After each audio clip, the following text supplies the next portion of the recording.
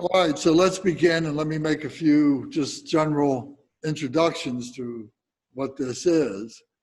And generally speaking, let me mute all first and then unmute you, okay? Yes, please. Yeah, mute all. And then ask to unmute.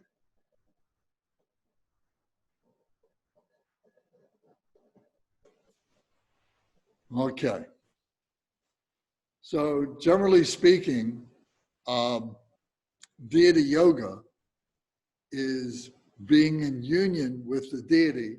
And we talked many times about the deities are all within ourselves. So here I've used this diamond, this indestructible diamond, as an example, as a reminder. And this diamond is inside our heart center, and the diamond has many different facets on it. And each one of the facets is a different deity. And the diamond itself is made up of bodhicitta, loving kindness, compassion, joy, and equanimity. So the diamond, the qualities of the diamond is the bodhicitta, that all the enlightened ones, all the Buddhas and Bodhisattvas, all the deities, all have those qualities. So for us to be able to understand what it is to be a Buddha, nothing can teach us that better than the Buddhas themselves, the Bodhisattvas themselves. So the Deity Yoga is a means of receiving their teachings, of becoming in union with the deities. So it's very, very important, very fundamental. And this takes us into Vajrayana. So up until this point, we've been talking about the Bodhisattva, we've been talking about emptiness, we've been talking about the two truths, all these things which are very, very important. And then we start saying, well, what's the wisdom? How do I become a Buddha? So then we move into the Vajrayana. So this is an introduction to that. It's not an empowerment. I'm not a ordained Lama, so I don't have the authority or the credentials to be able to bestow empowerment, but I can introduce you to the deity, and we can talk about the deities, and we can get familiar with some of their attributes, and particularly the speech of the Buddha, the mantra of the Buddha, of the particular deity. So whether it's a bodhisattva or a Buddha. So the bodhisattvas, if you remember, are on the path to become Buddhas. And there are these 8 great bodhisattvas who remain as bodhisattvas in order to benefit all sentient beings to engage on the path, to progress along the path, and to ultimately become Buddha and so on. So tonight we're going to be doing Chenrezig, and Chenrezig is the Bodhisattva of compassion. So he's very, very fundamental. And it's said that all the Buddhas and Bodhisattvas are in Chenrezig, because all the Buddhas and Bodhisattvas have compassion, and the Bodhisattva of compassion really, really articulates that. And the compassion can be explained as method, skillful means. So we talk about wisdom and we talk about skillful means. So the wisdom is the knowledge, is the understanding of what the system is, the doctrine, if you will, the philosophy of Buddhism, and then the skillful means, the method, is the actualization of that wisdom. The skillful means, the method, the compassion, to be able to share that wisdom with other beings. Those who do not understand, those who are confused because they don't have the wisdom, so we're having compassion for those beings and being able to share with them the skillful means of the wisdom, how to attain the wisdom. Then coming out of that, we attain levels of joy, and we begin to stabilize in the equanimity, in the sameness. So those are the four qualities of the bodhicitta.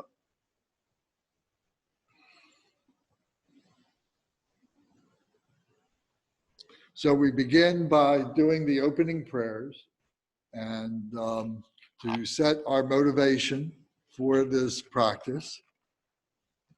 So we go to page 3 in the Deity Yoga book, and we recite this twice in English and once in Tibet.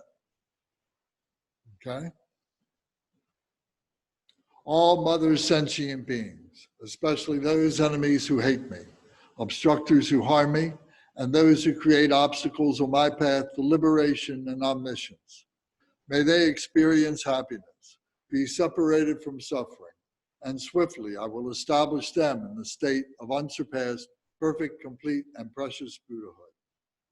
All mother sentient beings, especially those enemies who hate me, obstructors who harm me, and those who create obstacles on my path to liberation and omniscience. May they experience happiness, be separated from suffering, and swiftly I will establish them in the state of unsurpassed, perfect, complete, and precious Buddhahood. Dagla dang wa je pe dra no pa je pe ge. Dar pa dang tam she ken pe bar du jo par je pa tam she ki so je pe. Ma nam ka dam yam pe sem chen tam she de wa dang dem. Dug now dang drel nor du la na me pa yang dag par zog pe shang ju rin po she to pa sha. Thus, until I achieve enlightenment, I perform virtuous deeds with body, speech, and mind. Until death, I perform virtuous deeds with body, speech, and mind. From now until this time tomorrow, I perform virtuous deeds with body, speech, and mind.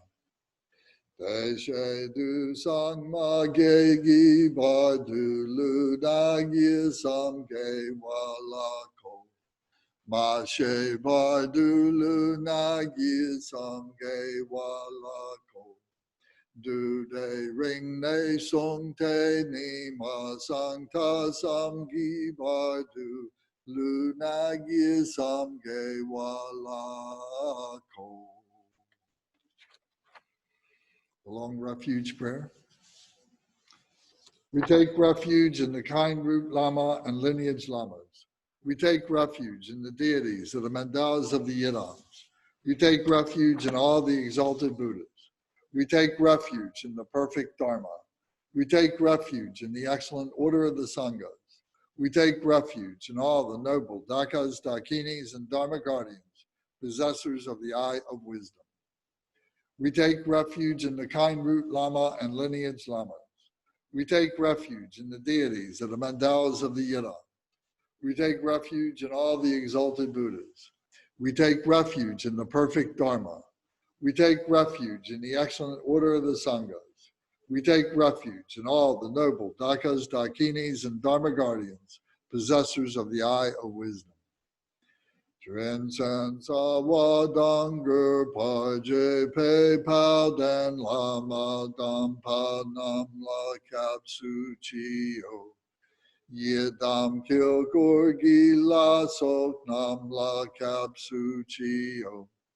Sangye chom den de nam la kapsu chio.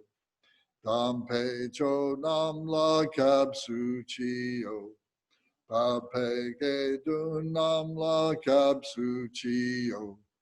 Pa wo ka dro cho kyong song me song yes she gi chang dang dem pa nam la kapsu chio. Until I attain the heart of enlightenment, I take refuge in all the Buddhas. I take refuge in the Dharma, and likewise in the assembly of the Bodhisattvas. As the previous Buddhas embraced the enlightened mind and progressed on the Bodhisattva's path, I too, for the benefit of all sentient beings, give birth to bodhicitta and apply myself to accomplish the stages of the path.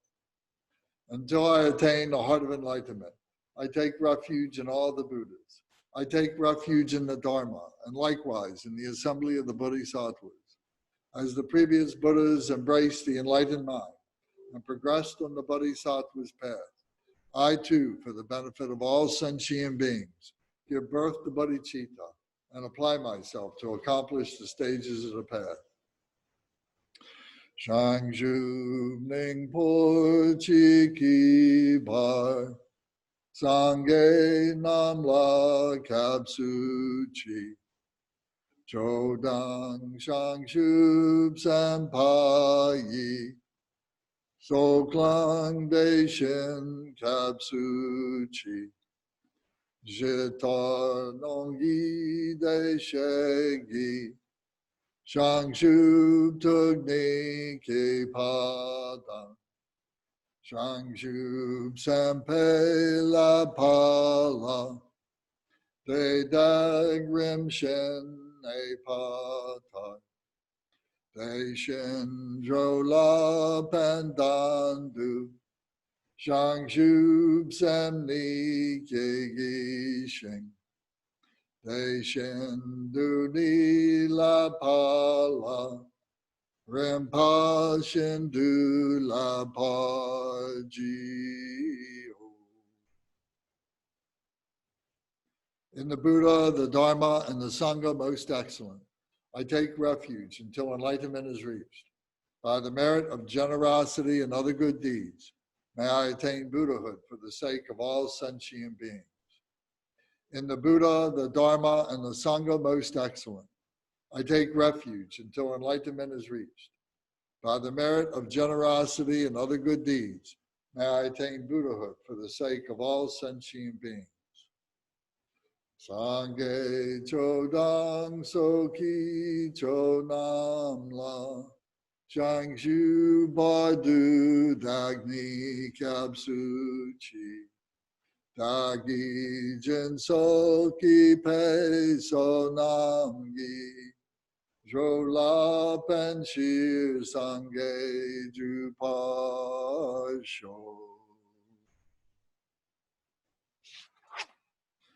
May all mother sentient beings, boundless as the sky, have happiness and the causes of happiness. May they be liberated from suffering and the causes of suffering. May they never be separated from the happiness that is free from sorrow. May they rest in equanimity, free from attachment and aversion. May all mother sentient beings, boundless as the sky, have happiness and the causes of happiness. May they be liberated from suffering and the causes of suffering. May they never be separated from the happiness that is free from sorrow. May they rest in equanimity, free from attachment and aversion.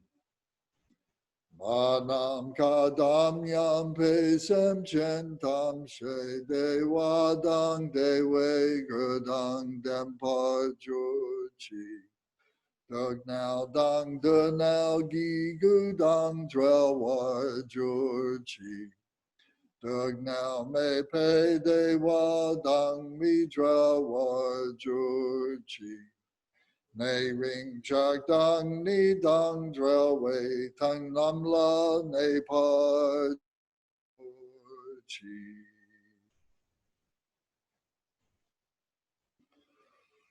Okay. So now we come to the 7-limb prayer, the 7-branch prayer. So at the risk of repeating myself on this, it's important to understand that the 7 limbs or the 7 branches are like a tree.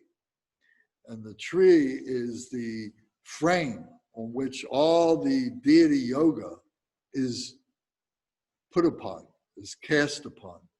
So this tree has different limbs and so on.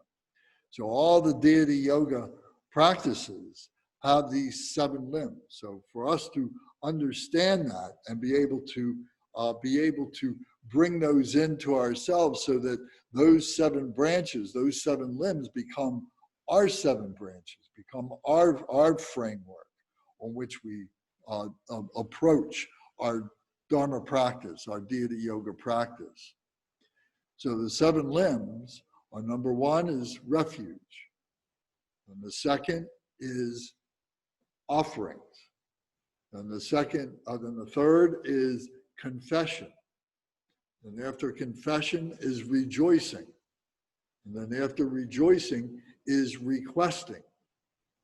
And then after requesting is supplication, or sometimes beseeching, but supplication. And then the third is dedication, prayer for dedication. So those are the 7 limbs. So as we proceed along, you begin to fill in what they mean. You know, we can talk about that if you have questions about it specifically, but it will be like a little treasure hunt for you for each of the Deity Yoga practices to find the 7 limbs. Sometimes in the more elaborate practices, the 7 limbs might be a whole section, like, you know, maybe a paragraph or a couple of paragraphs, a stanza, whatever. So it might be that. In the more concise practices, like we do here, it may be a line, or it may even be a phrase. And occasionally it's even implied. So it's good to be able to examine that. Part of the Deity Yoga practice is to be able to understand all the outer meaning, the inner meaning, and to develop a secret meaning, your relationship with it. So we're going to concentrate mostly on the outer meaning. And then the inner meaning is something that the lamas would give during the empowerment. And the secret meaning is something that you develop on your own. Through your practices, you begin to have insights. You begin to have the vipassana begins to rise up and so on. So, and these are, when these things happen, these are things for you to investigate, to analyze, to understand. And sometimes you may need to ask the Lama about them. Sometimes you may want to ask your Dharma brothers and sisters about them and share them. But it's not something that you would go and you would start talking to ordinary people who are not practitioners, who have not been introduced in any way to the Deity Yoga practices and so on. So it would only lead to confusion on their part, but it would also lead to confusion on your part, because they may say something disparaging about your practice that then discourages you from carrying on. And if they're confused, then they may go and tell other people about, you know, this crazy practice that so-and-so is doing and how it's not very helpful and it has negative connotations to it and so on. So we don't want to allow that to happen. So we are very careful about who it is that we talk with these practices. So in the outer is very important. We need to be able to understand the visualizations, the meaning of the visualizations, and so on. The inner meanings are the what those visualizations mean, what their relationship is to Mahamudra, what they are to the meditation and so on. So as I said, the lamas explain that during their empowerments and during their teachings. Okay, so now back to the 7-limb prayer. So now we will recite this in English. I bow down respectfully with my body, speech, and faithful mind to all Tathagatas in the 10 directions. Those who have already reached the Tathagata state, those who are reaching it at present, and those Tathagatas still to come. Through the power of Samantabhadra's prayers, may all Buddhas manifest vividly in my mind. I prostrate to them, multiplying my body as many times as there are atoms of the earth. In each atom, I visualize as many Buddhas as there are atoms, surrounded by countless Bodhisattvas. Thus, all space is filled with Buddhas and Bodhisattvas. I praise all Buddhas through magnificent chanting, expressing the great ocean of their excellent qualities. To all Buddhas, I make offerings of various pure flowers, of flower garlands, of music, anointing oils, magnificent light, and fragrant incense.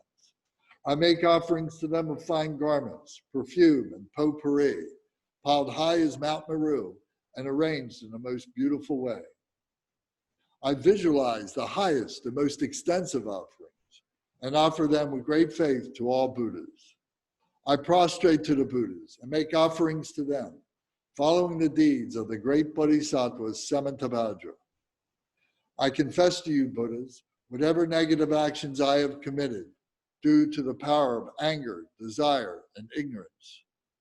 I rejoice in the merit of all the Buddhas and the 10 directions, of the great Bodhisattvas and Pratyeka Buddhas, those who have attained arhatship, those who have entered the path to arhatship, and all other beings.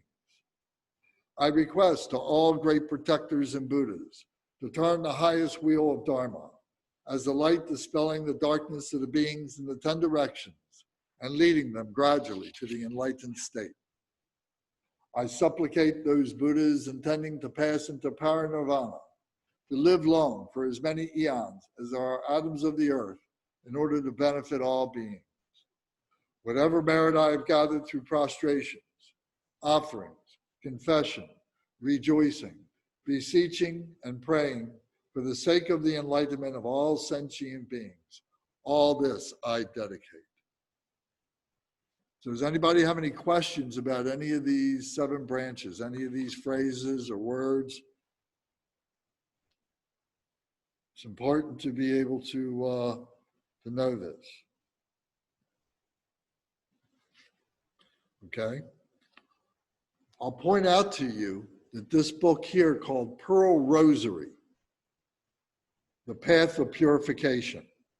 And this is a book by Kenshin Rinpoche, Kongtrul Gyaltsen, who was the founder of the Tibetan Meditation Center in Frederick, which was the first Drikung Kagyu center in North America back in 1982. So this is this book has all the explanations, it's the teachings that he gave on the Deity Yoga practices, 11 Deity Yoga practices that are in the Deity Yoga book from Dharma Surya Center.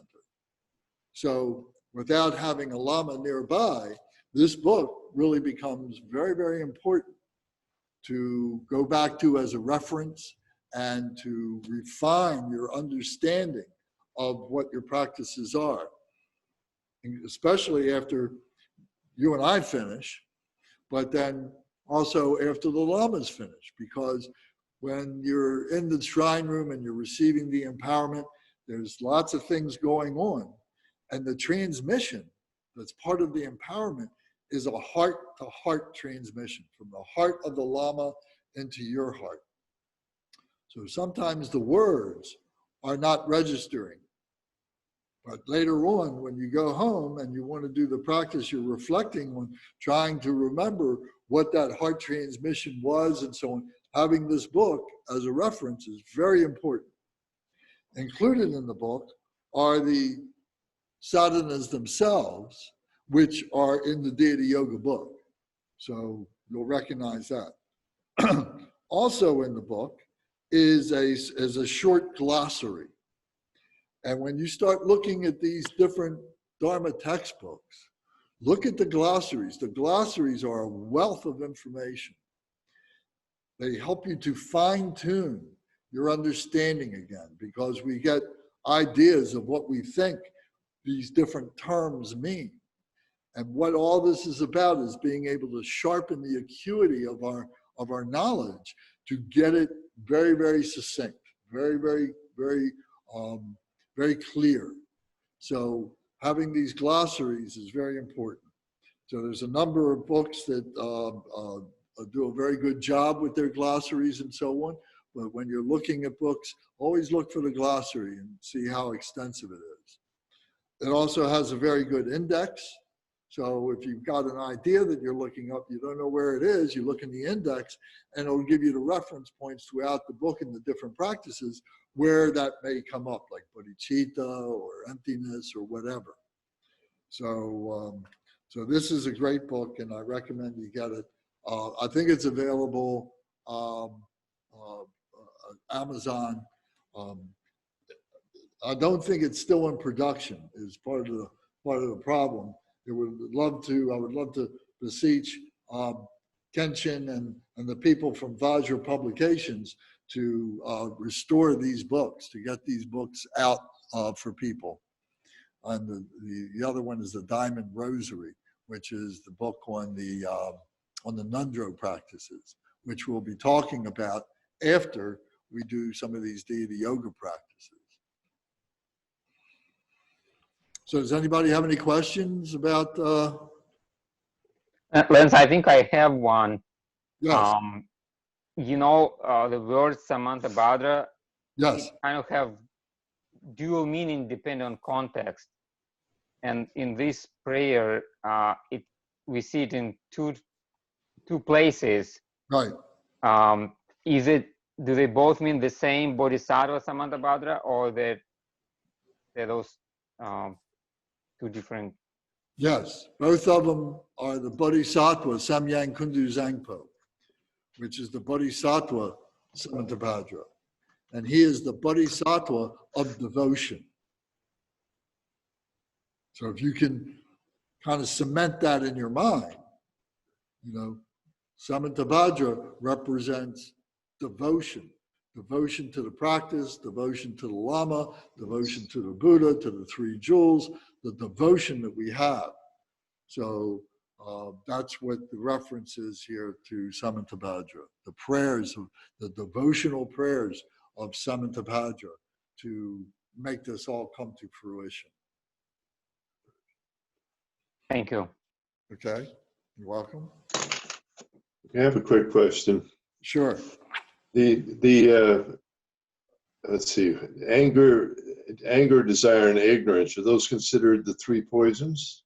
Yes, those are the three fundamental poisons. Pardon me? Out of them comes jealousy and greed. So the 5 poisons, right? Yeah, 5 or 6, I forget. Yeah. 5 poisons. Yeah. So when some people would say the 3 poisons are ignorance, attachment, and aversion, which leads to my next question. Well, that's just a question of words. You know, aggression is anger, is hatred. Okay. Aversion was aversion. So we talk about attachment when we're pulling things in, and then aversion when we're pushing things away. Is that anger? That would be anger, correct. Okay, aversion great. Is anger, hatred, aggression is aversion. All right, thank you. And now the next question is when you're researching or investigating answers on your own, how do you verify that it's within the Drikung Kagyu or the Kagyu lineage? Is there a way to do that without, that's fairly easy? Well, you make a mental note about it, you write it down, and when you have the opportunity, you do some research and development. You talk to your Dharma brothers and sisters, and you talk to your lamas. Okay.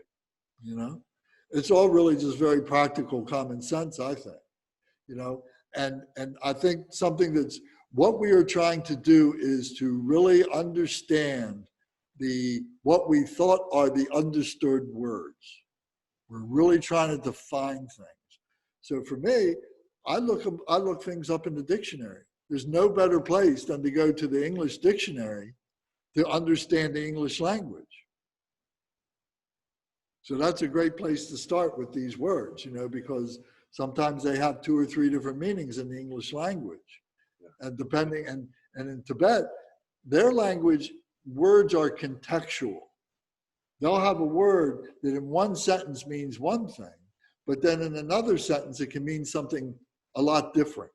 And it depends on what the rest of the sentence is. So that is through experience, through opening yourself up and studying these things that you begin to learn that. Right, great, thank you. Okay. Any other questions or comment? Everybody's got it then, right? Hey, Lance, Yes, the very last part, the dedication portion, yes.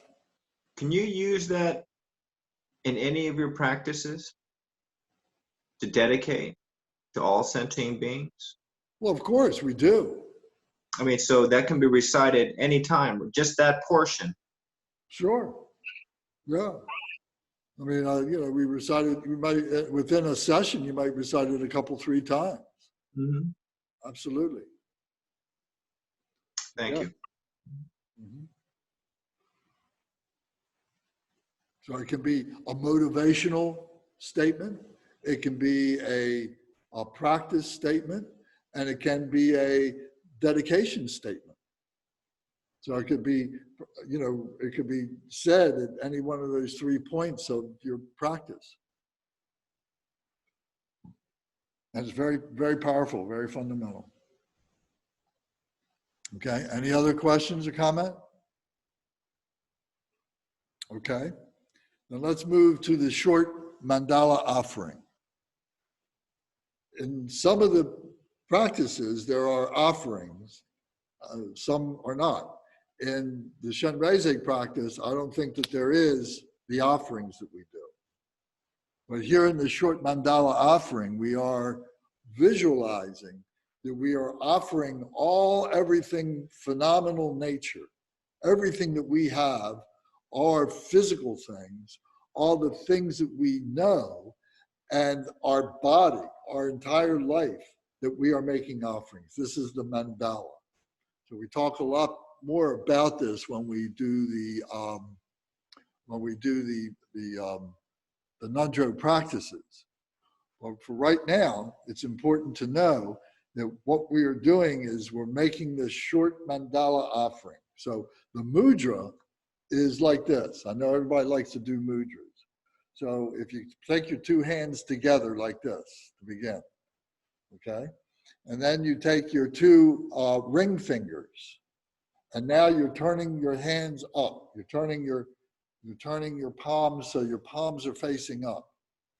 And then you bring your little fingers in front of your 2 ring fingers.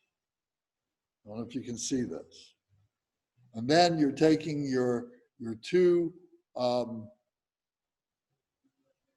forefingers and your 2 middle fingers, and you're interlocking them with each other with the right and left hands.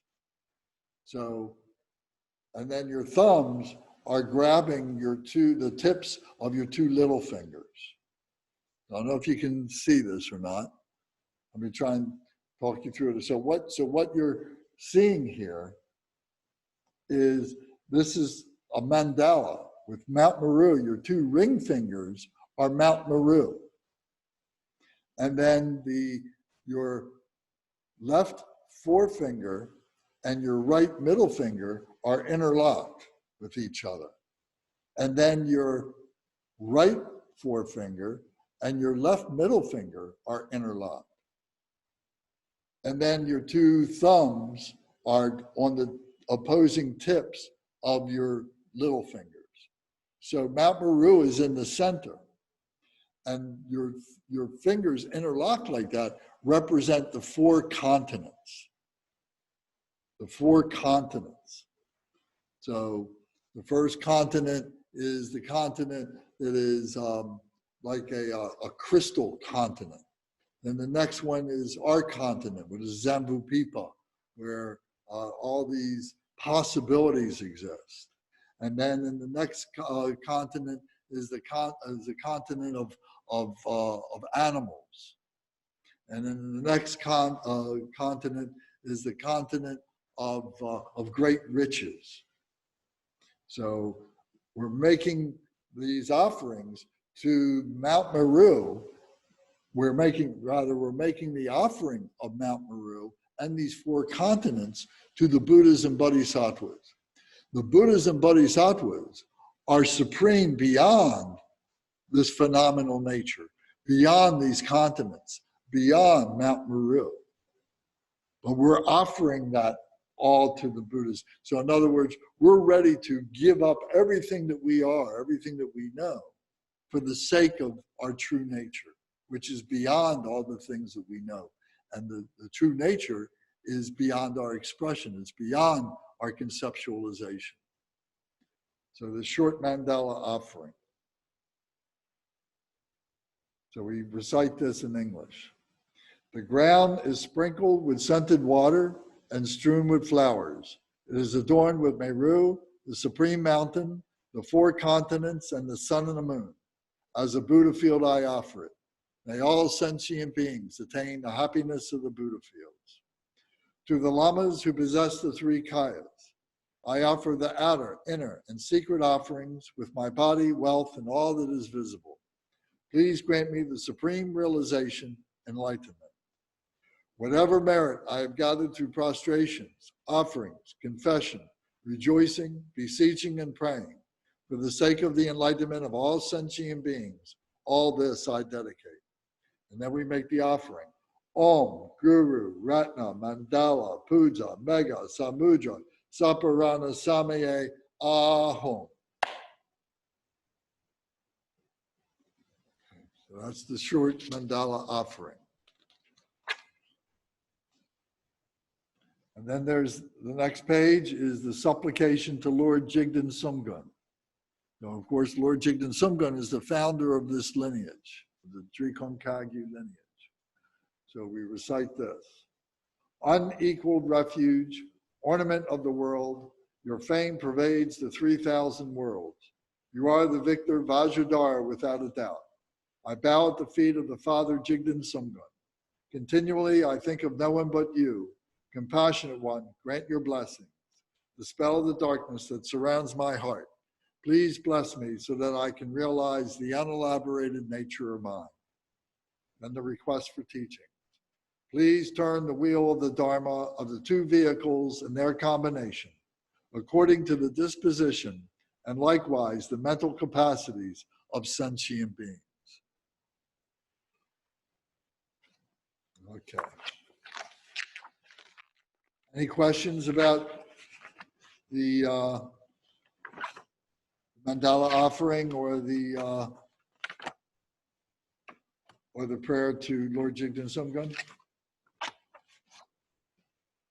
Okay.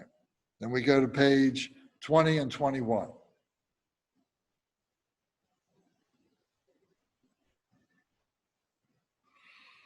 Okay, so here we see the short Chenrezig meditation, the practice of purification and compassion. So the purification is the liberation from the 6 realms. So the compassion is the loving kindness path to bodhicitta. So there's the purification from liberation from the 6 realms. So the 6 realms are made up of all the karmas, all the emotions, the 84,000 emotions. So we're purifying all those karmic results, all that negativity, all that confusion, all the misconceptions, all being purified, that liberate us from the 6 realms of the psychophysical drama of being a human being. And the compassion is the loving kindness path to bodhicitta. So bodhicitta, the wisdom of bodhicitta is emptiness. And the path that we tread is the compassion path to become the embodiment of the bodhicitta itself. So that's the compassion, that's the method, that's the skillful means that we are developing. So liberation and bodhicitta. So we see Chenrezig has a white body. He's got 1 face. He's got 4 arms. He's sitting in the Vajra position. And he's sitting on a lotus pedestal. And he's on the lotus pedestal is the moon disk. So the lotus pedestal, the lotus flower, arises from defilements. It is a symbolism of purity that arises from defilements. So he's sitting on that. That's his base. All the deities are on these lotus flowers, because all these deities are human beings that are rising up from their defilements. They are transcendent from their defilements. So they're all on some kind of a lotus base like this. Then the moon disk is the compassion. What we don't see here is the wisdom disk, the sun disk, which is a yellow disk, and it's implied. The white disk, the moon disk, is sitting on top of the wisdom disk. The two always go together. But in this case, we're seeing the moon disk, we're seeing the white disk, which is the compassion, which is the cooling. The wisdom is the wisdom fire, is the intensity of the knowledge, the intensity of the practice and so on. It's hot. And then the practice of it, the method of it, the skillful means of it is the cooling of that. So that's the moon disk. So he's sitting on that. And then his feet, you see, are in the full lotus position. And he has one face. And he's got a crown ornament. And the crown is got Buddha Amitabha at the central part of the crown. And Chenrezig is in the Amitabha family. There's 5 Buddha families. So Amitabha is the head of the Padma family, the Lotus family. And that's why he is at the top of Chenrezig's crown. Chenrezig has 4 arms. His 2 lower arms are holding the jewel of enlightenment at his heart. So you see that blue jewel. And so when we are saying refuge prayers, when we are doing dedications and so on, we're holding that jewel, or sometimes the 3 jewels, depending on the part of the practice that we're referring to. So when we bring our hands together, we're not flattening our hands, we're cupping, we're holding those jewels. So our hands should be cupped, and we can take our thumbs and put our thumbs inside our palms to remind us that we're holding these precious gems. So in his heart is the heart of enlightenment. In his right hand,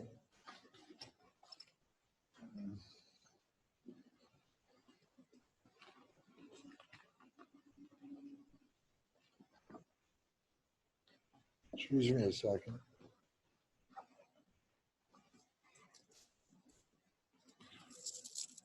So in his right hand, he's holding a crystal mala beads. Crystal, clear. So these are uncolored. These are perfectly clear, no color to them at all. So this is in his right hand. In his left hand, he's holding the stem of a lotus flower. And the lotus flower is at his left ear. The lotus represents purity. And the blue flower represents the protection of the purity coming into the left.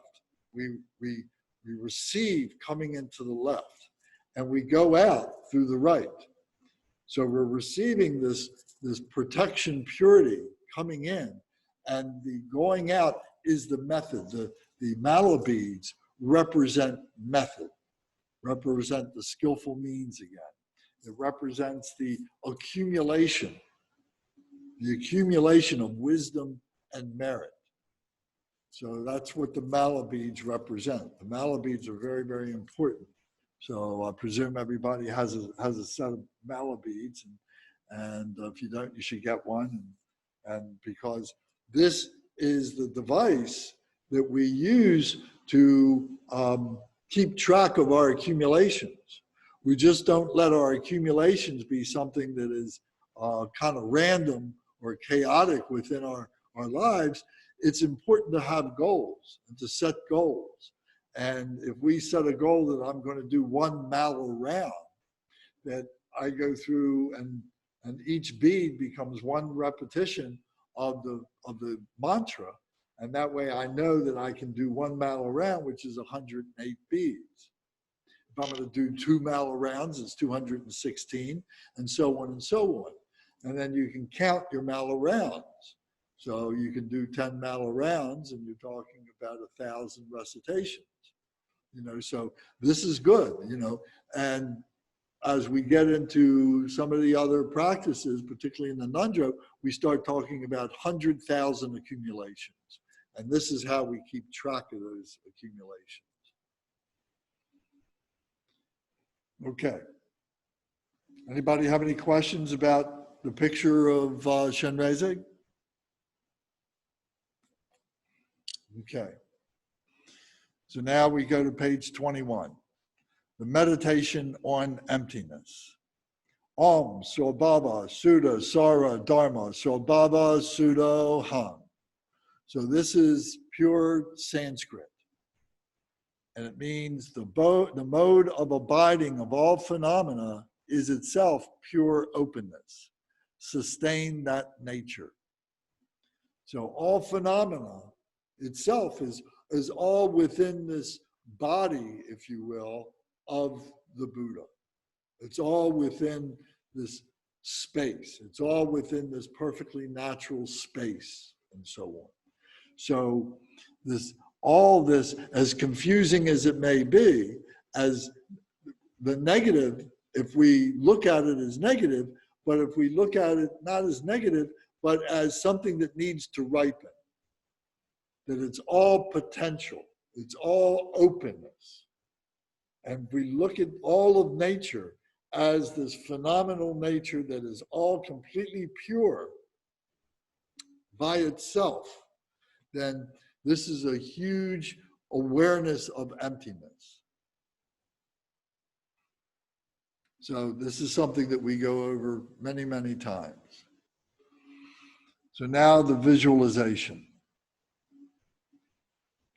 From the all-pervading emptiness arises a lotus flower with a moon disk seat. Upon this throne, in the lotus position, I am seated in the body of Chenrezig, who is white in color with 4 arms. The 2 upper hands are joined at the heart, holding the wish-fulfilling gem.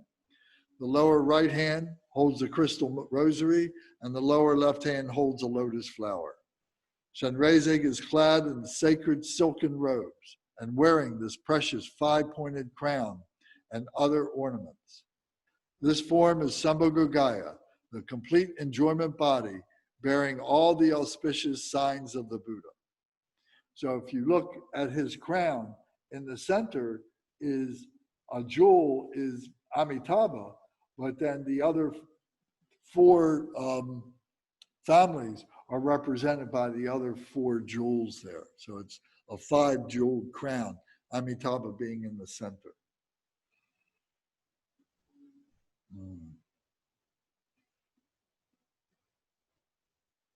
Actually, in this picture, I'm looking at a little closer, at the very top of the crown is Amitabha. And then below that, you can see the 5 jewels. In the center is what looks like a blue jewel. Then on the left and right are red or orange jewels.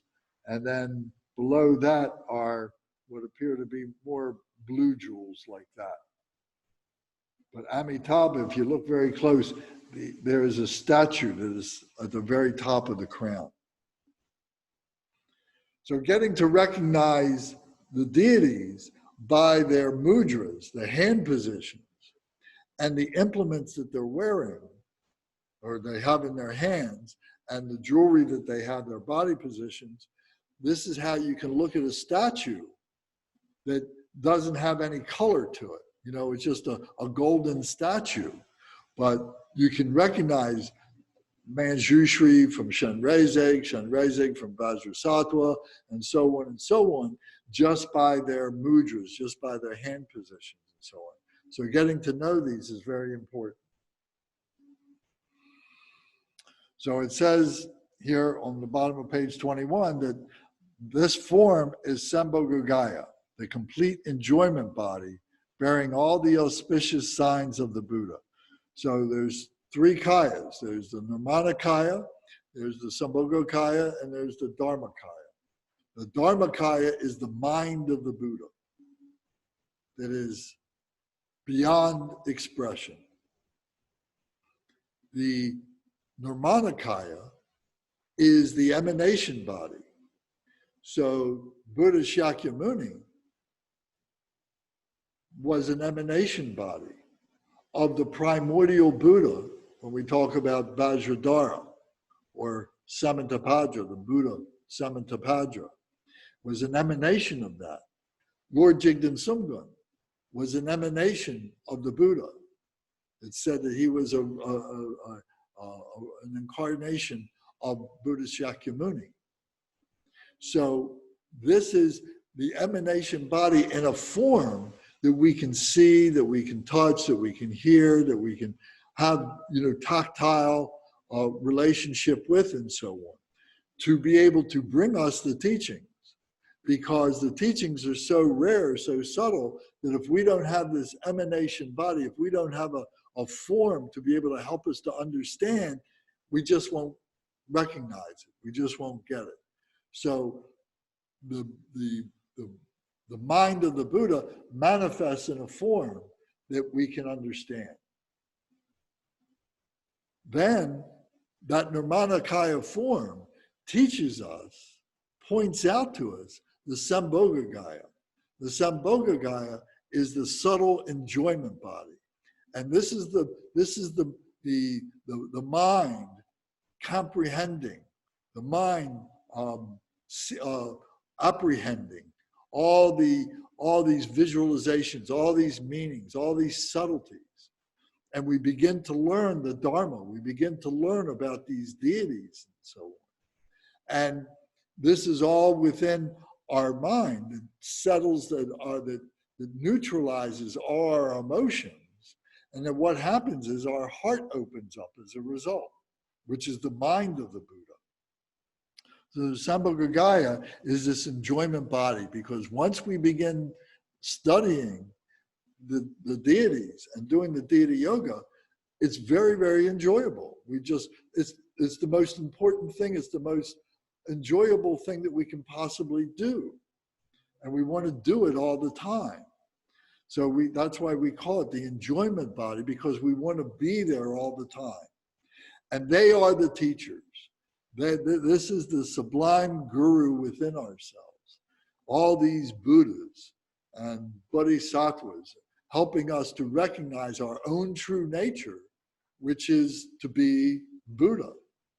So that's what we're recognizing. So these forms, we have these illustrations, we have these statues, which are just a technique for us to be able to kind of grasp, these very subtle qualities and characteristics that we want to be able to be as a Buddha. So we use these illustrations, we use these images to help us to remember these things. But the essence of what these is beyond the images. So at some point, we have to let all this go. First, we build it up. We build up this body of recognition and so on that leads us to realization that we don't need any of this, that we let all this go. All this is all part of emptiness. These are things that we have developed to help us to recognize our spirituality. So it may seem like a contradiction, but the more that you engage in this practice, the more real that becomes, the more you understand what that means. That first we have to intellectualize, we have to fabricate this story, we have to bring this together only to let it go, to see that it is just an elaboration of the mind of the Buddha. And that's where we want to be, is the mind of the Buddha. Okay. So then we would rejoice after reading this. So we would ring the bell.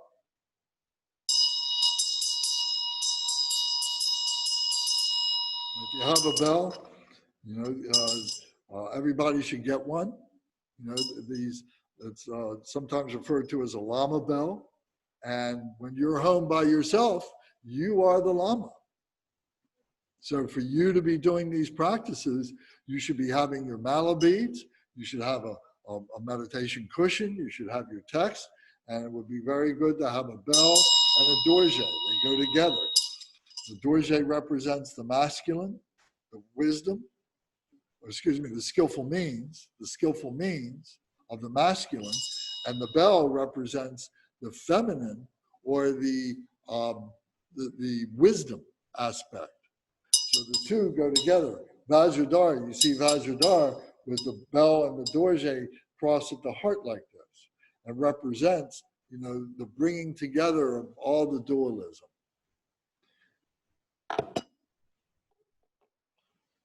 Okay, so we rejoice, we ring the bell, we hold the Vajra at the heart, and we ring the bell, and we're rejoicing. It's making a joyful noise. It's celebrating that we are in the midst of these Buddhas and Bodhisattvas. So now we come to the next page, 22. So here is the mantra recitation. So it says, in the heart center of Chenrezig is a moon disk with the letter Shri standing in the center. Around this, the mantra OM MANI PADME HUNG encircles clockwise. Light radiates from the mantra and is offered to the Buddhas and Bodhisattvas in the Buddha fields. Okay, so in the heart center is Chenrezig. So we're picturing Chenrezig in the beginning is above and in front of ourselves. So it's like, you know, 12 inches or so in front of our forehead and up a few inches, maybe 6 inches above us, like that. So this is the starting point for the Deity Yoga. So we're visualizing Chenrezig in this position. So you can go back to the picture. If you have a meditation card with the image, you can hold it up there, and Chenrezig is facing you, you're facing Chenrezig. And it's representing that Chenrezig is in all space. So in the heart center of Chenrezig is a moon disk with the letter Shri standing in the center. So if you look over on page 23, in the upper right-hand side of the picture of the page is a white Shri. That's the Sanskrit syllable of Shri. And in English, you see it written in English right below it, Shri. So you can visualize it as the English Shri, or you can visualize it as the Sanskrit Shri. And in your 101 books, the Buddhism 101 books, your prayer books, in the back page is the alphabet, the Tibetan alphabet, which is based on the Sanskrit. So you can look at that and you can see that these words are what they call stacked words. We write things, you know, horizontally. They do things vertically when they're making a word like this.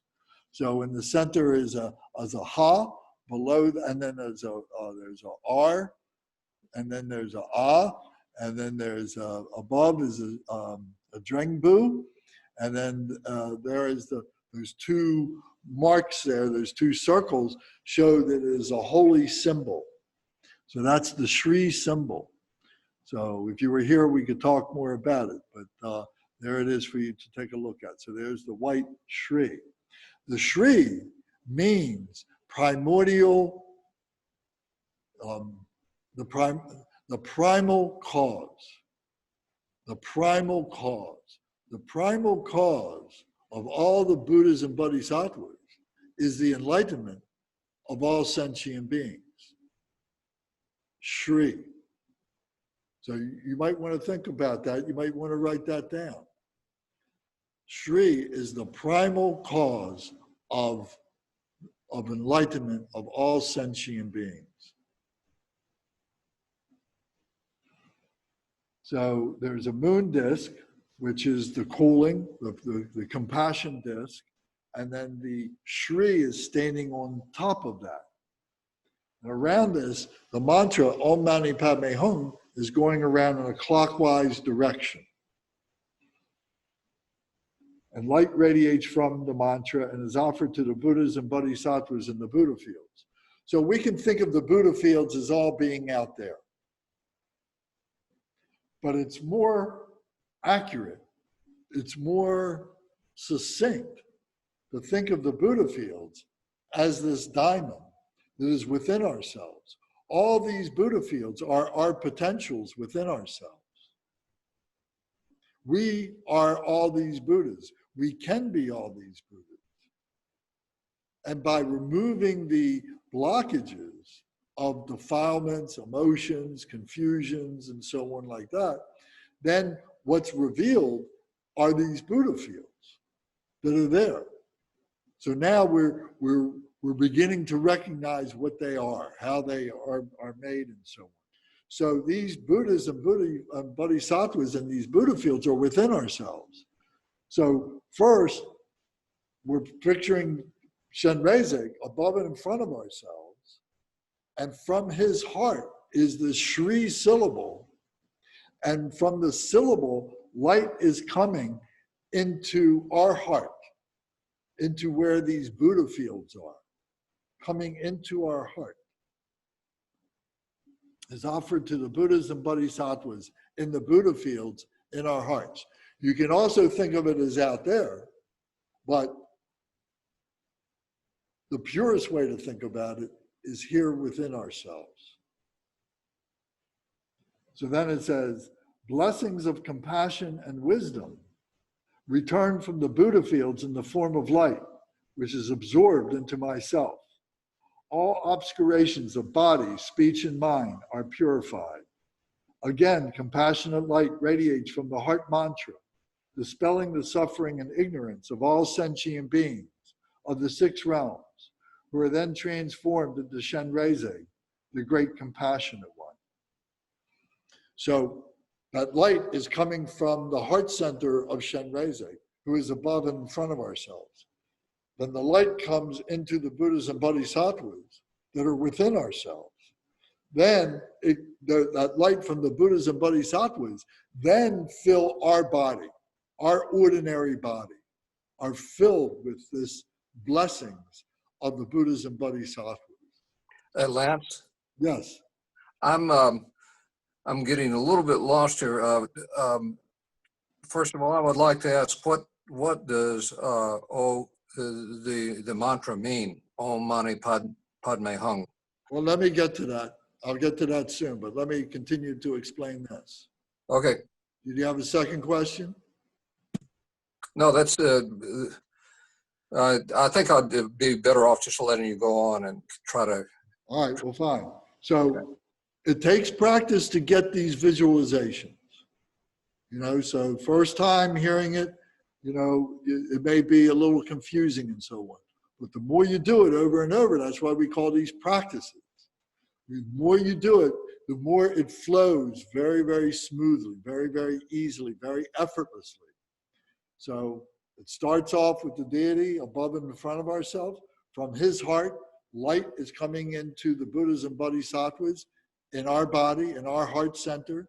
Then from their bodies, from them, then it goes into our ordinary body. And it fills our body with their light.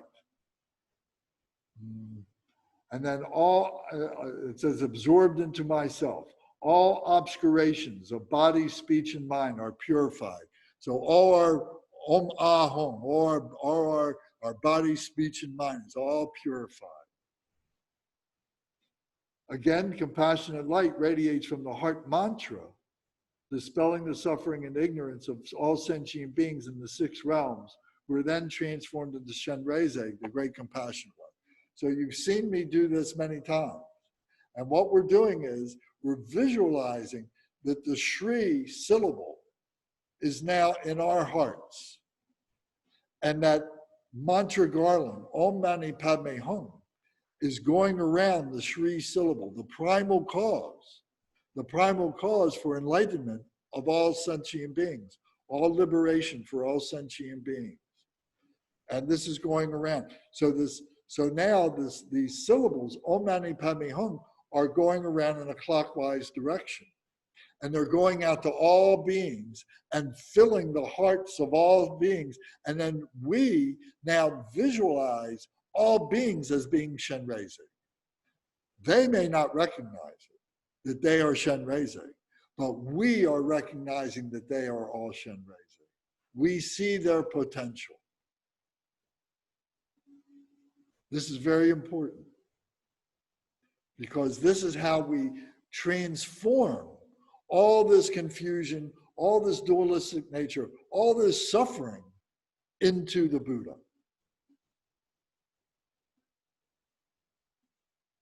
And we practice this over and over again.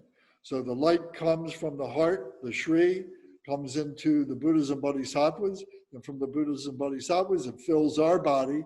Then we are letting it radiate out in the 10 directions to all these beings, and we visualize it going around the Shri syllable to all beings. So the 10 directions are the 4 cardinal directions of the compass: east, south, west, and north.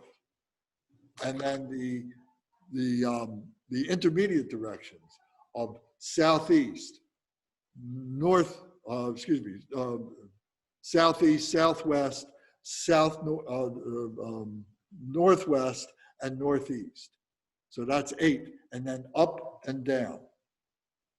So what we're creating is a sphere. So these syllables are going in all directions. These syllables, the light from these syllables are going in all directions, filling up all beings. So it says here, all sentient beings are saying the mantra together at the same time. So we visualize that this is all, everybody's doing this simultaneously. And we can imagine that at any given time, there are hundreds of thousands, if not millions of people who are reciting these mantras all around the world. And we're harmonizing with that. And we're sending this vibration to all these beings and seeing all these beings as Chenrezig. So now we come to the mantra. And you'll note on page 22 at the bottom, you see a line drawing of Chenrezig. And it should be easily recognizable that that is Chenrezig. There's no color there, but you should be able to recognize that just from his body position, his hand mudras, and the implements that he's holding and so on like that. So getting to know these is like reading the Thangka paintings, reading the statues, knowing what they represent. Okay, so now Om Mani Padme Hung. So there's many different levels at which we can talk about this. So I'm going to be brief about it. I'm not going to go into all the details. The lamas will go into that during the empowerment. But this mantra is called the liberation mantra, or the Mani mantra. Mani means jewel in Sanskrit. So the word for jewel in Sanskrit is Mani.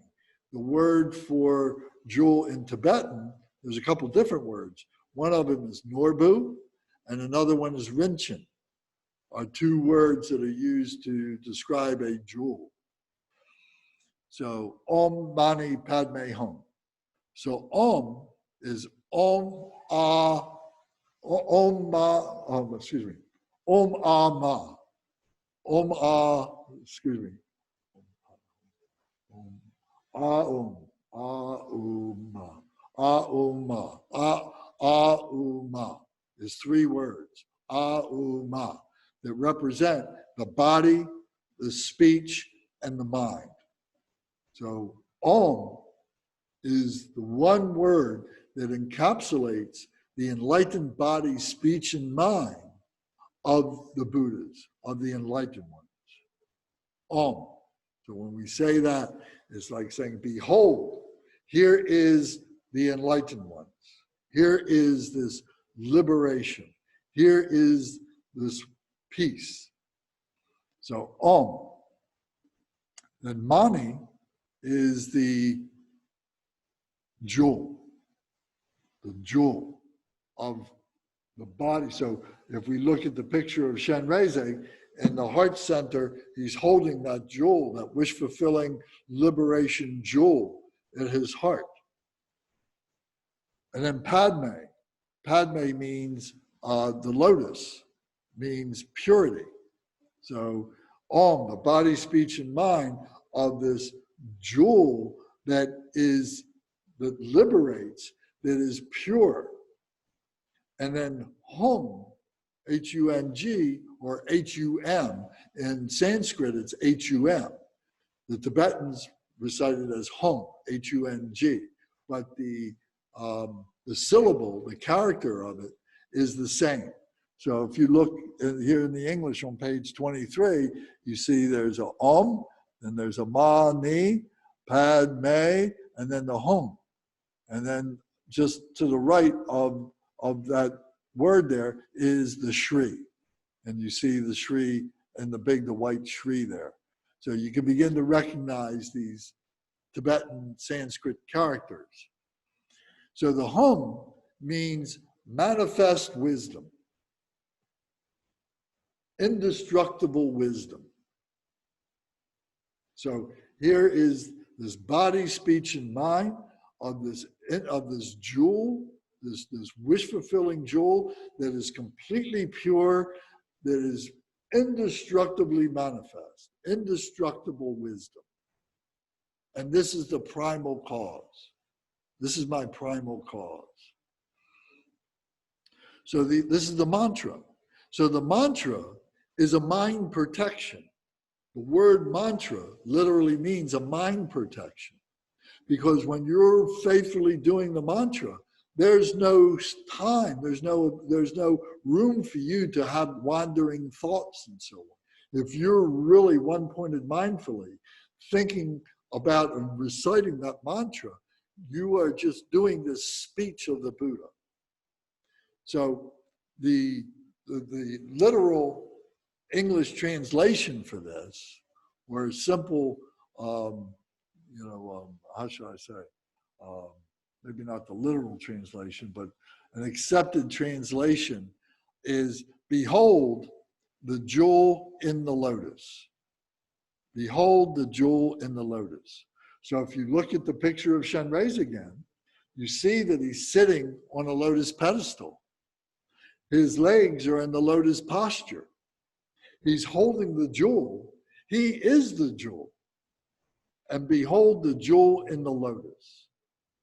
And then look at yourself, that you are sitting on a cushion and that you are in a lotus position and that you are visualizing this lotus at your heart and that you are reciting this Om Mani Padme Hung. You are becoming the jewel in the lotus.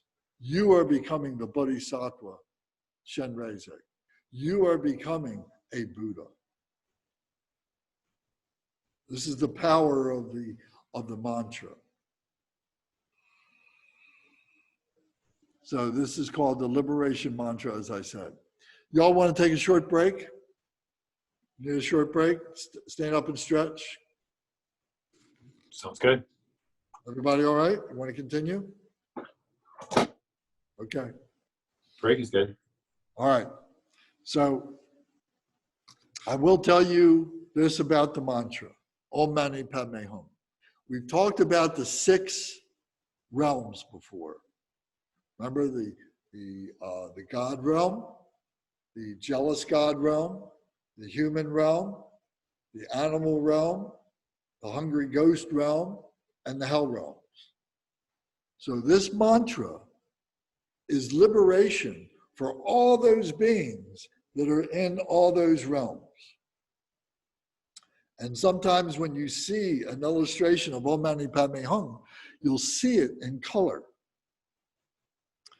The Om will be white. The Ma will be green. The Ni will be yellow. The Pad will be light blue. The May will be red. The Hung will be dark blue. What this means now is this is purifying. The white Om is purifying those beings who are in the in the God realm, the prideful beings. So the white purifies the gods. The green, the Ma, purifies the jealous gods. The yellow purifies the human beings in the human realm. They purify desire in the human realm. And the jealous gods, they are jealous. They are in conflict. The Pad is light blue, and it is purifying the animal realm of ignorance. And the May is red, and that is that purifies the hungry ghost realm of miserliness, of greediness. The red is the May. And then the dark blue overcomes the hell beings, liberates the hell beings from their hatred through protection. That there's no need for them to have to be feared. There's no need for them to have aversion. There's no need for them to have hatred. That they have protection through the Hung, through this manifest, indestructible wisdom. So the Om Mani Padme Hung is purifying, liberating all the beings in all the different 6 realms. Hey, Lance, Yes. can you please say the colors again? I missed the first 2. Yeah. Sorry. The Om is white. Purifies the God realm. The Ma is green and purifies the jealous God realm. The Ni is yellow and it purifies the human realm, desire. The Pad is light blue and it purifies the animal realm, ignorance.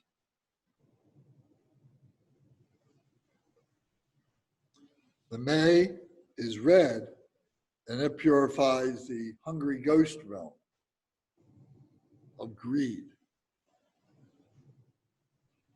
And the Hung is dark blue, purifies the hell beings of hatred.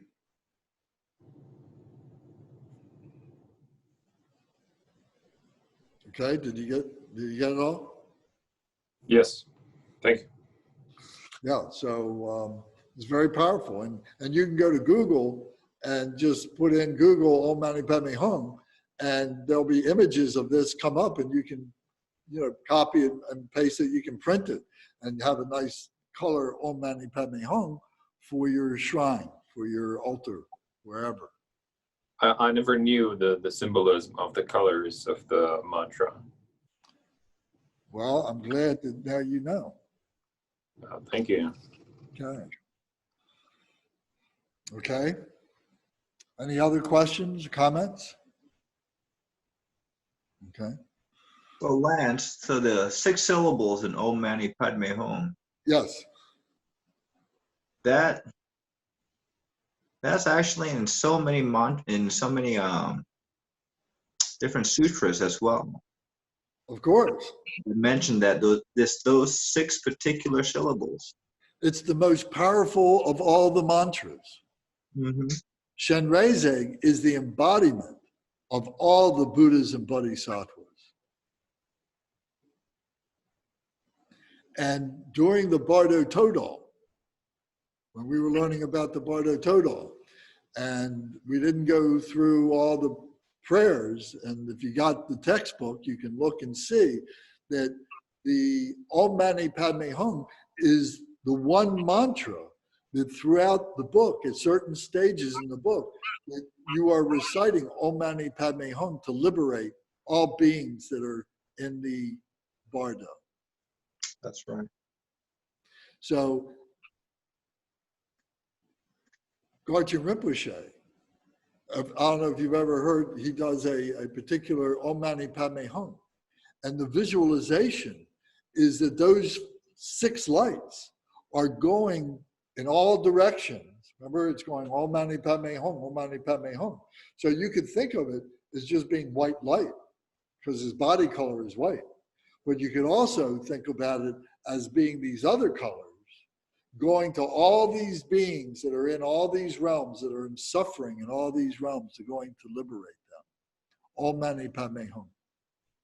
So he does this, Om Mani Padme Hung Shri, Om Mani Padme Hung Shri, Om Mani Padme Hung Shri, Om Mani Padme Hung Shri, Om Mani Padme Hung Shri, Om Mani Padme Hung Shri, Om Mani Padme Hung Shri, Om Mani Padme Hung Shri.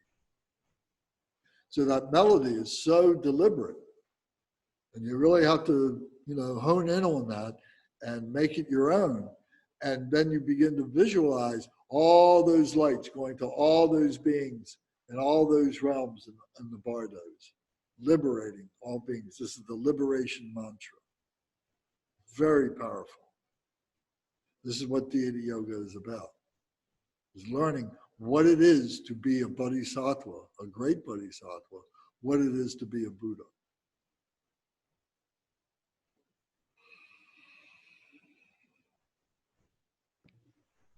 Okay? So now, the dissolution. So now we would recite Om Mani Padme Hum for a mala round, 2 mala rounds, 3 mala rounds. Usually we do these in odd numbers, not even numbers.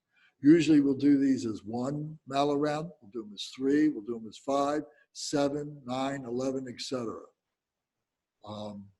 I don't know the reason for that, but I think it has to do with not being dualistic. An even number has a dualism implied. But in an odd number, there's always that one that stands out.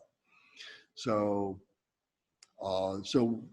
you do it for as many times as you can, and you may set out saying, well, I'm going to do it 1 time.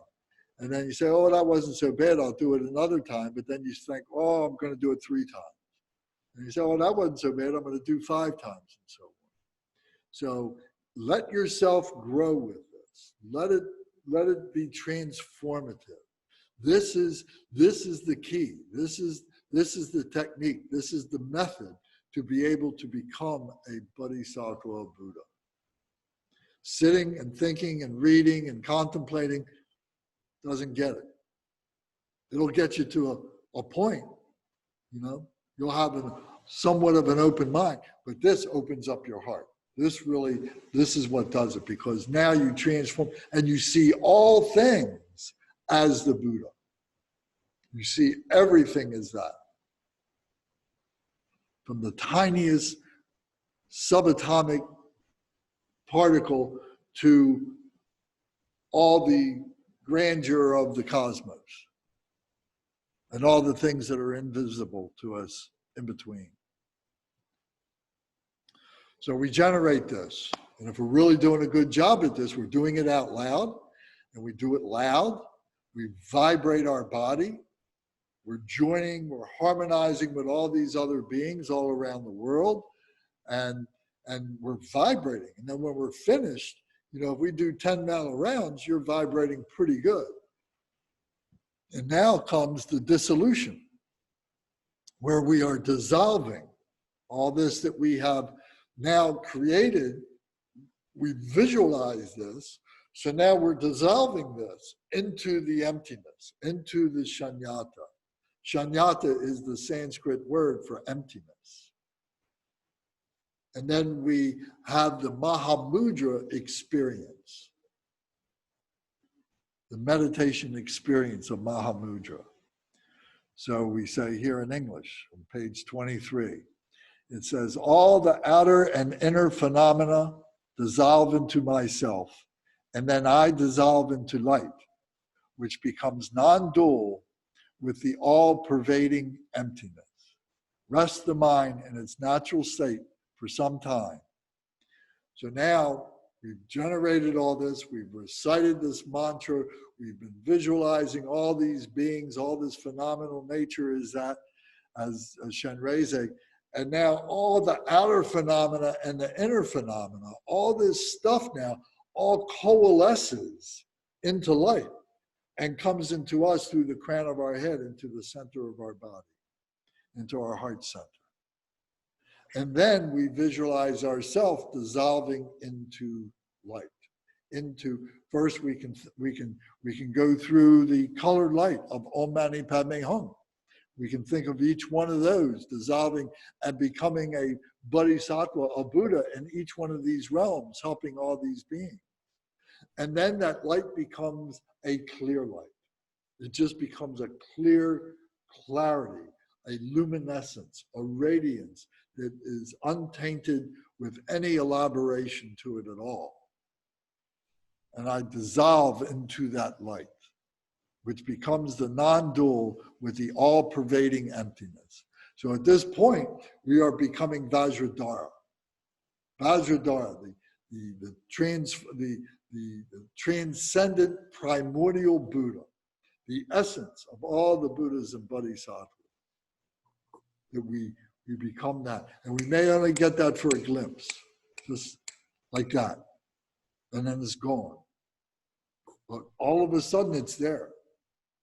And then we say, oh, now I see. And then you say, oh, I want to do that again. And you go back into it and you may be able to do that. If you remember when we talked about shamatha, vipassana, and generation stage and completion stage, how we can go back and we can re-engage in that mindfulness to get us back to that. And so it may, if we're sitting for say like 15, 20 minutes, let's say we're going to sit for 20 minutes. So we may be sitting there going through all these, mindfulness trainings, but then the last minute, we've not even realized that it's the last minute, but all of a sudden we have that experience, we have that epiphany. And then it's time to come out, and then we wait, we come out of the meditation, and now the timer goes off or whatever, but that's what it takes to get there. We usually don't get it the first time we sit down. It takes right just before the meditation is over to have that moment. So then we say, oh, I want to go back in, or okay, I'm going to do it tomorrow. I'm going to do it again tonight or whatever it is. So we rest for some time. We may have that experience. We may not have that experience. In the beginning, it's very difficult to have that experience. It takes many times of doing the practice before you have a glimpse of that practice. But you keep doing it, you keep going, and then as soon as you get that glimpse, you say, aha, there it is. And that keeps me coming back for more, because that's what I want to be. That's my primal cause, the Shri. You experience the primal cause, the Shri. So then, whether you experience it or not, your timer goes off. Now it's time for you to come out of the meditation. And now you visualize yourself now as being transformed to whatever degree you can to Chenrezig, to the deity. And you take that with you when you get up off the cushion. It says here, then I appear again as Chenrezig. So now you're saying, you know what? I just went through a rebirth. If this practice took me a half an hour or an hour, whatever it was, I went into this practice as being so-and-so with all this understanding, confusions, whatever. But now I had this moment of clarity. I had this experience, and now I'm reborn. Now I am, to some degree, Chenrezig, the great Bodhisattva. To some degree, I'm the Buddha. So then now we dedicate. We take that Chenrezig power, that Chenrezig realization, and we're dedicating that for the benefit of the enlightenment of other beings. So we say, by this virtue, may I quickly realize the state of Chenrezig, and may all sentient beings, without exception, attain the glorious state of Chenrezig. So the state of Chenrezig is the primal cause. Compassion for all beings.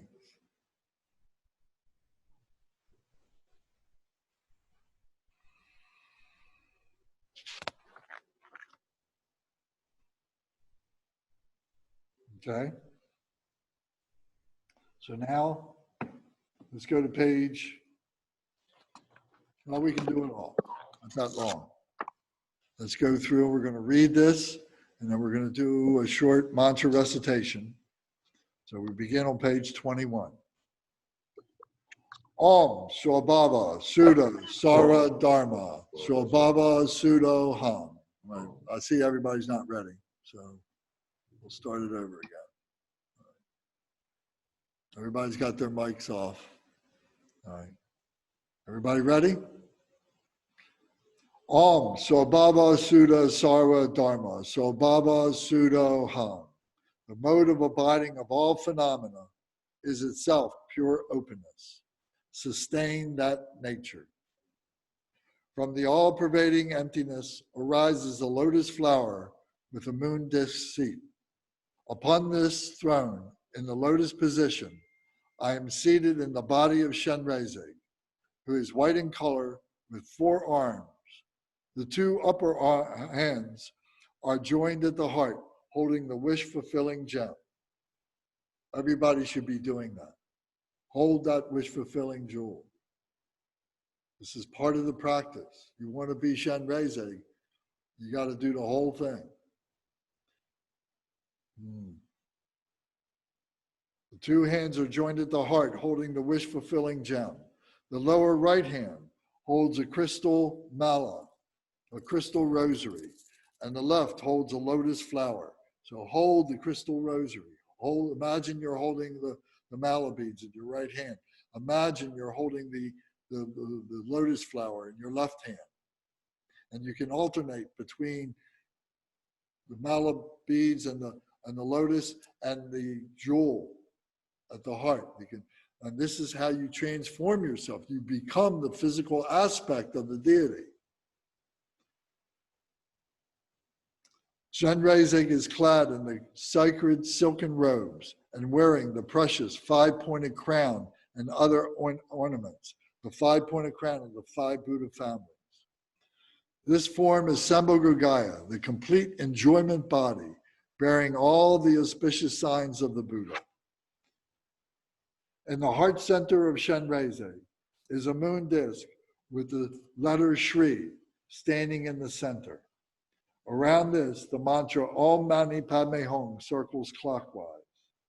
Light radiates from the mantra and is offered to the Buddhas and Bodhisattvas in the Buddha fields.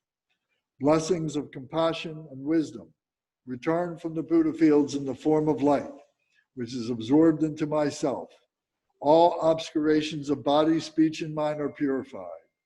Again, compassionate light radiates from the heart mantra, dispelling the suffering and ignorance of all suffering sentient beings of the 6 realms, who are then transformed into Chenrezig, the great compassionate one. All sentient beings are saying the mantra together at the same time. So now take a minute and read this quietly to yourself, point by point, and visualize yourself as Chenrezig. Visualize this description as it's made here in the text for us.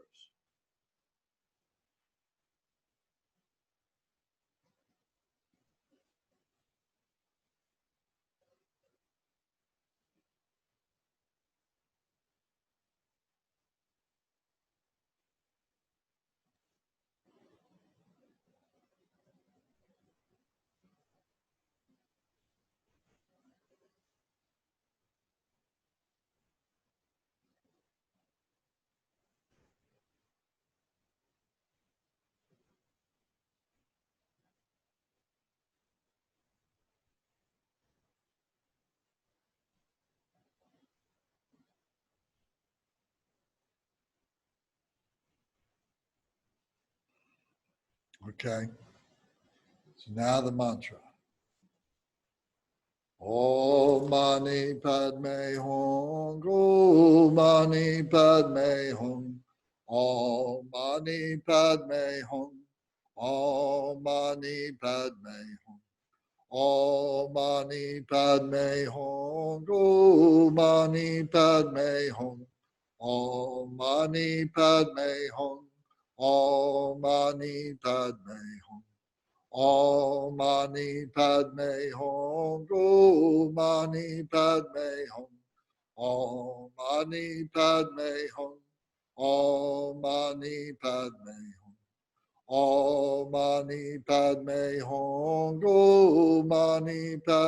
Hung, Om Mani Padme Hung, Om Mani Padme Hung, Om Mani Padme Hung, Om Mani Padme Hung. Om Mani Padme Hung, Om Mani Padme Hung, Om Mani Padme Hung, Om Mani Padme Hung, Om Mani Padme Hung, Om Mani Padme Hung, Om Mani Padme Hung, Om Mani Padme Hung. Om Mani Padme Hung, Om Mani Padme Hung, Om Mani Padme Hung, Om Mani Padme Hung, Om Mani Padme Hung, Om Mani Padme Hung, Om Mani Padme Hung, Om Mani Padme Hung. Om Mani Padme Hung, Om Mani Padme Hung, Om Mani Padme Hung, Om Mani Padme Hung, Om Mani Padme Hung, Om Mani Padme Hung, Om Mani Padme Hung, Om Mani Padme Hung. Om Mani Padme Hung, Om Mani Padme Hung, Om Mani Padme Hung, Om Mani Padme Hung, Om Mani Padme Hung, Om Mani Padme Hung, Om Mani Padme Hung, Om Mani Padme Hung. Om Mani Padme Hung, Om Mani Padme Hung, Om Mani Padme Hung, Om Mani Padme Hung, Om Mani Padme Hung, Om Mani Padme Hung, Om Mani Padme Hung, Om Mani Padme Hung. Om Mani Padme Hung, Om Mani Padme Hung, Om Mani Padme Hung, Om Mani Padme Hung, Om Mani Padme Hung, Om Mani Padme Hung, Om Mani Padme Hung, Om Mani Padme Hung. Om Mani Padme Hung, Om Mani Padme Hung, Om Mani Padme Hung, Om Mani Padme Hung, Om Mani Padme Hung, Om Mani Padme Hung, Om Mani Padme Hung, Om Mani Padme Hung. Om Mani Padme Hung, Om Mani Padme Hung, Om Mani Padme Hung, Om Mani Padme Hung, Om Mani Padme Hung, Om Mani Padme Hung, Om Mani Padme Hung, Om Mani Padme Hung. Om Mani Padme Hung, Om Mani Padme Hung, Om Mani Padme Hung, Om Mani Padme Hung, Om Mani Padme Hung, Om Mani Padme Hung, Om Mani Padme Hung, Om Mani Padme Hung. Om Mani Padme Hung, Om Mani Padme Hung, Om Mani Padme Hung, Om Mani Padme Hung, Om Mani Padme Hung. Om Mani Padme Hung. Om Mani Padme Hung. Om Mani Padme Hung. Om Mani Padme Hung. Om Mani Padme Hung. Om Mani Padme Hung. Om Mani Padme Hung Shri.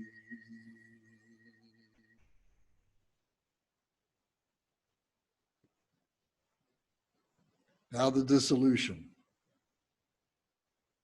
All the outer and inner phenomena dissolve into myself, and then I dissolve into light, which becomes non-dual with the all-pervading emptiness. Rest the mind in its natural state for some time. So we'll do a 5-minute meditation, visualizing as it's expressed here. If you need to read this over again to help you to recall your instructions, go right ahead.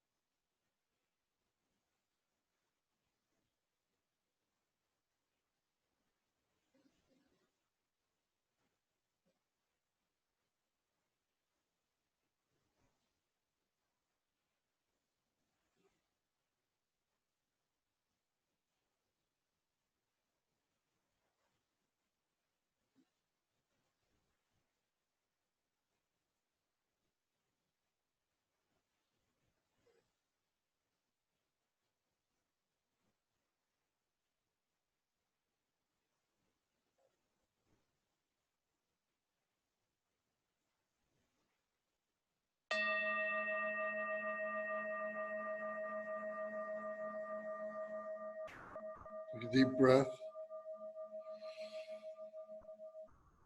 Hold it.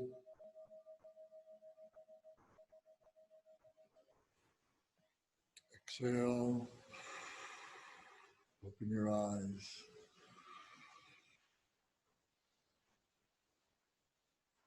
Now I appear again as Chenrezig. The dedication. By this virtue, may I quickly realize the state of Chenrezig. And may all sentient beings, without exception, attain the glorious state of Chenrezig. Dewa di nor du dai, Chenrezig wang ju gyurchi, Jowa chikyang malupa, Deyi salago pasho.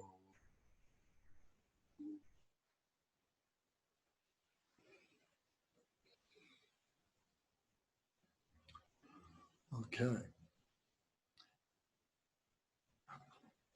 We still have the lineage dedication to do, but that is the sadhana practice, the very concise sadhana practice of Chenrezig. Any questions or comment? Lance, it is amazing that all that phrase, like in the dissolution, in Tibetan, it seems so short. It just says China Ner Chu Otsu Mig Me Yu. And then there's all that phrase there. Well, that's right. That's pretty amazing. Yes, it is.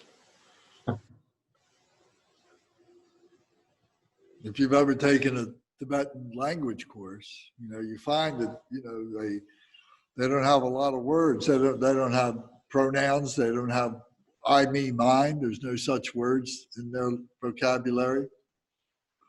So the English translation, elaborates on the simplicity of the Tibetan language. Yeah.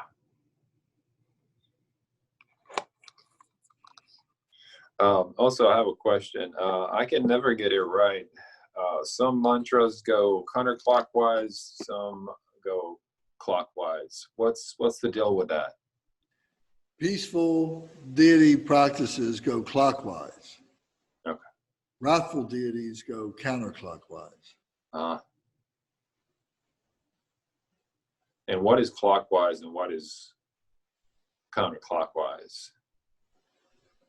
Well, like a clock. If you were looking at if you had a clock in your hand and you were looking at the clock and your hand is going around, you're going around like this. You're going around, so it's circling around from well, it's relative, isn't it? So it's from left to right. Left to right. Yeah, I got that, but is there a meaning beyond that, or? Oh, is there a meaning beyond that? Oh, I see. No, I can't. There probably is, but I don't know it. Okay. It might be that, as we've said many times, blessings come in from the left and go out to the right. So maybe on a very, outer explanation, it may be something like that. What would be the significance of doing something that's counterclockwise? So counterclockwise, it's going from the right to the left. I don't know. I don't have a good rationale for that. It's a good question for the Lama. Okay. And the way that you do the visualization and just hold the Vajra and do the clockwise motion, that's just to help with the visualization, right? Correct. So, there might be a time when you don't do anything. You're not doing that, but I like to do it in the beginning because it helps me to set my mind focus on what I'm trying to visualize.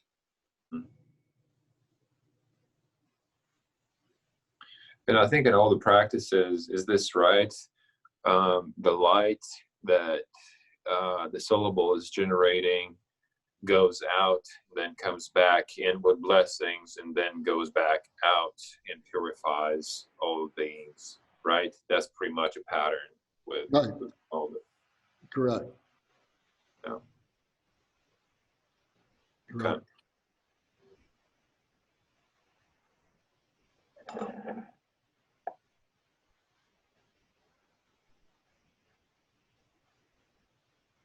That's a beautiful practice. That's all of me.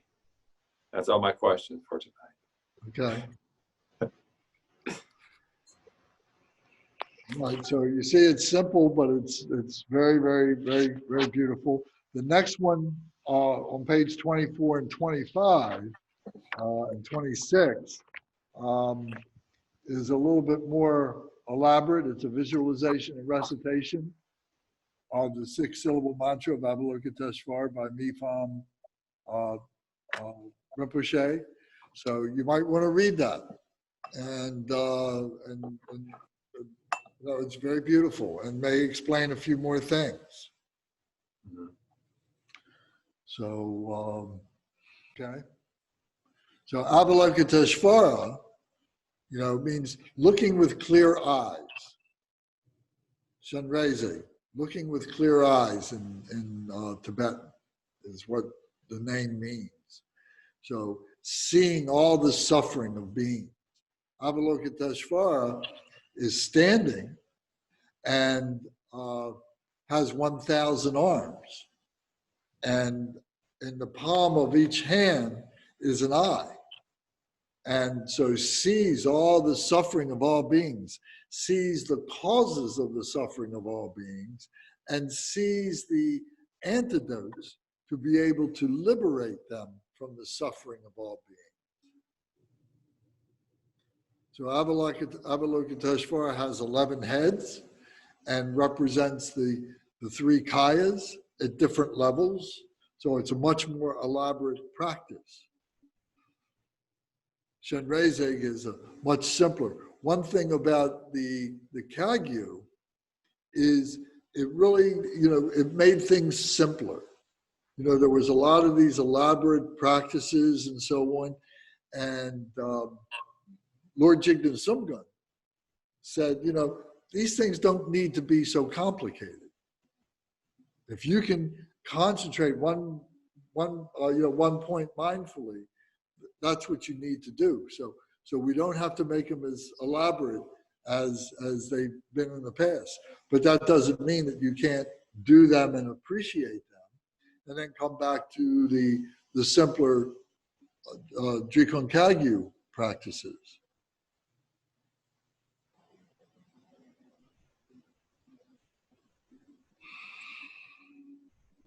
Okay, so if there's no other questions, then we'll do our lineage dedication. So we go to page 157 in the prayer book.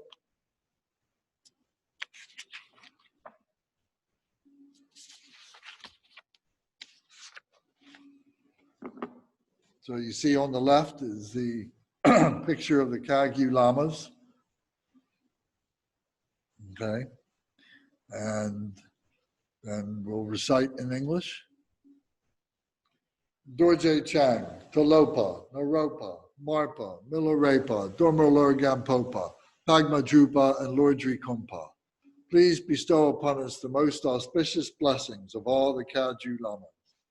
By this virtue, may I achieve omniscience. By defeating all enemies, confusion, may all who travel on the waves of birth, old age, sickness, and death cross the ocean of samsara. Bodhicitta, the excellent and precious mind.